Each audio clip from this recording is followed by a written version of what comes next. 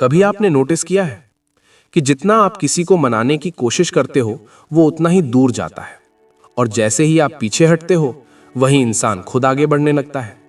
ये जादू नहीं है, ये इंसानी दिमाग का पैटर्न है, और आज आप उस पैटर्न को समझने वाले हो। लेकिन ध्यान रखना, ये किसी को गिराने की ट्रिक नहीं, खुद को संभालने की पावर है, क्योंकि असली रिवर्स साइकोलॉजी सामने वाले पर नहीं, खुद पर लागू होती है। मान लो एक इंसान है जिसे अपनी वैल्यू पर पूरा घमंड है। उसे लगता है कि लोग उसे खो नहीं सकते। वो इग्नोर करता है, लेट रिप्लाई देता है, रिस्पेक्ट कम दिखाता है, क्योंकि उसे यकीन है कि आप हमेशा वहीं रहोगे। और यहीं से खेल शुरू होता है। ज्यादातर लोग इस स्टेज पर ओवर रिएक्ट करते हैं, ज्यादा मैसेज, ज्यादा एक्सप्लेन, ज्यादा प्रूव, और यही डेस्परेशन उसकी ईगो को और मजबूत कर देती है। लेकिन रिवर्स साइकोलॉजी यहां उल्टा रास्ता चुनती है, रिएक्शन नहीं, कंट्रोल। पहला कदम है रिस्पॉन्स स्लो, प्रेजेंस स्ट्रॉन्ग। आप गायब नहीं होते, लेकिन उपलब्ध भी नहीं रहते। आपकी टोन बदलती है, एनर्जी बदलती है। आप चेज नहीं करते, रिप्लेस भी नहीं करते, बस सेंटर में आ जाते हो। जब आप इमोशनली स्टेबल दिखते हो, सामने वाले के दिमाग में पहला क्रैक पड़ता है, क्योंकि उसे एक्सपेक्टेड पैटर्न नहीं मिलता। दिमाग को कंट्रोल पसंद है, अनसर्टेनिटी नहीं। और जब आप प्रेडिक्टेबल नहीं रहते, क्यूरियोसिटी जन्म लेती है। दूसरा चरण, अटेंशन शिफ्ट। आप फोकस हटाते हो व्यक्ति से और लगाते हो अपने काम, routine, growth, body language, voice, decisions पर। लोग समझते हैं रिवर्स साइकोलॉजी का मतलब डायलॉग ट्रिक है, जबकि असली रिवर्स साइकोलॉजी बिहेवियरल शिफ्ट है। आप कम बोलते हो, साफ बोलते हो और रिपीट नहीं करते। एक बात एक बार। यही मैच्योरिटी ईगो को डिस्टर्ब करती है, क्योंकि ईगो वैलिडेशन पर पलती है, साइलेंस पर नहीं। अब तीसरा मोड़ आता है, जिसे कहते हैं मेंटल एको इफेक्ट। जब आप पीछे हटते हो, सामने वाला आपको ज्यादा सोचने लगता है, क्योंकि human brain unfinished emotional loops को बंद करना चाहता है।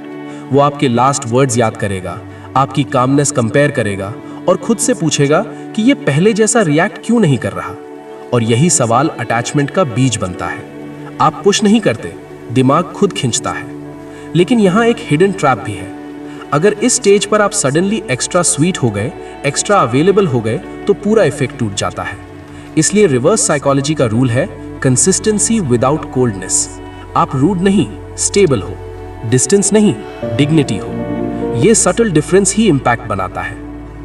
अब चौथा फेज है वैल्यू रिफ्लेक्शन।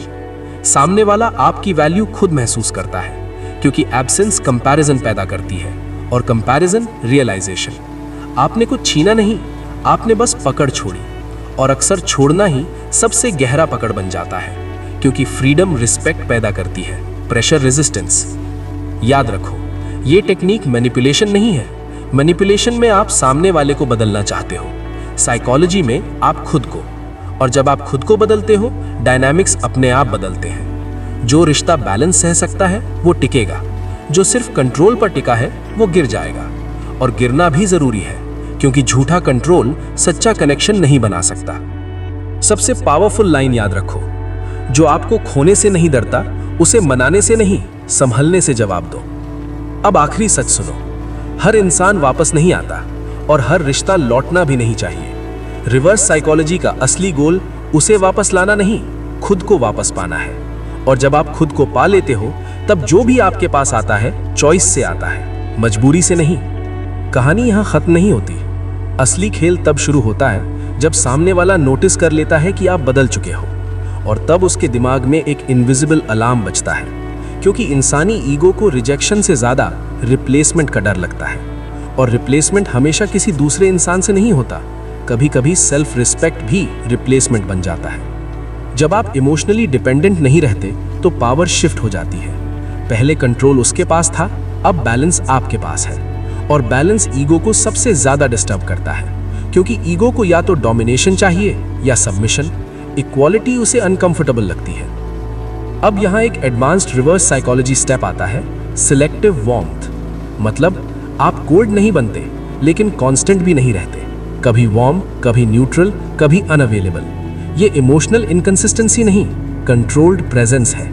इससे सामने वाला प्रेडिक्शन नहीं कर पाता, और ह्यूमन ब्रेन प्रेडिक्शन फेलियर को सॉल्व करने के लिए ज्यादा अटेंशन देता है। इसलिए वो आपको ज्यादा नोटिस करने लगता है। दिमाग का एक रूल है, जो चीज आसानी से मिलती है उसकी वैल्यू कम होती है, जो कंट्रोल्ड एक्सेस में मिलती है उसकी वैल्यू बढ़ती है। लेकिन ध्यान रहे, कंट्रोल्ड एक्सेस का मतलब एटीट्यूड नहीं, बाउंड्रीज है। एटीट्यूड पुश करता है, बाउंड्रीज अट्रैक्ट करती हैं। अब अगला फेज है मिरर बिहेवियर टेक्निक। आप सामने वाले का टोन मिरर करते हो। वो शॉर्ट रिप्लाई दे, आप भी शॉर्ट। वो डिले करे, आप भी डिले। वो रिस्पेक्ट दे, आप डबल रिस्पेक्ट। इससे सबकॉन्शियस लेवल पर मैसेज जाता है, मैं चेज नहीं करता, मैं रिस्पॉन्ड करता हूं। और रिस्पॉन्स हमेशा चेज से पावरफुल होता है। अब यहां एक साइकोलॉजिकल ट्विस्ट आता है। जब ईगो ड्रिवन पर्सन कंट्रोल खोता है तो वो टेस्ट करता है, प्रोवोक करेगा, late message, random question, unnecessary attitude, सिर्फ ये चेक करने के लिए कि क्या ये अभी भी मेरे इफेक्ट में है। और अगर आप रिएक्ट कर गए, गेम रीसेट। अगर आप स्टेबल रहे, गेम रिवर्स। रिवर्स साइकोलॉजी में जीत रिएक्शन रोकने से होती है, रिप्लाई देने से नहीं। अब एक साइलेंट वेपन और है, आउटकम डिटैचमेंट। आप रिजल्ट छोड़ देते हो, आए तो ठीक, ना आए तो भी ठीक। ये एक्टिंग नहीं, इनर डिसीजन है। और ये एनर्जी सामने वाला फील करता है, क्योंकि इंसान वर्ड से कम इमोशनल वाइब्रेशन से ज्यादा रीड करता है। जब आप इमोशनली डिटैच्ड होते हो तब आपकी body language, typing pattern, voice tone, eye contact सब बदल जाता है।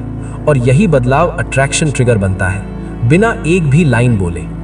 याद रखो, मनाने वाले बहुत मिलेंगे, लेकिन खुद को संभालने वाले रेयर होते हैं। और रेयरिटी हमेशा अटेंशन खींचती है।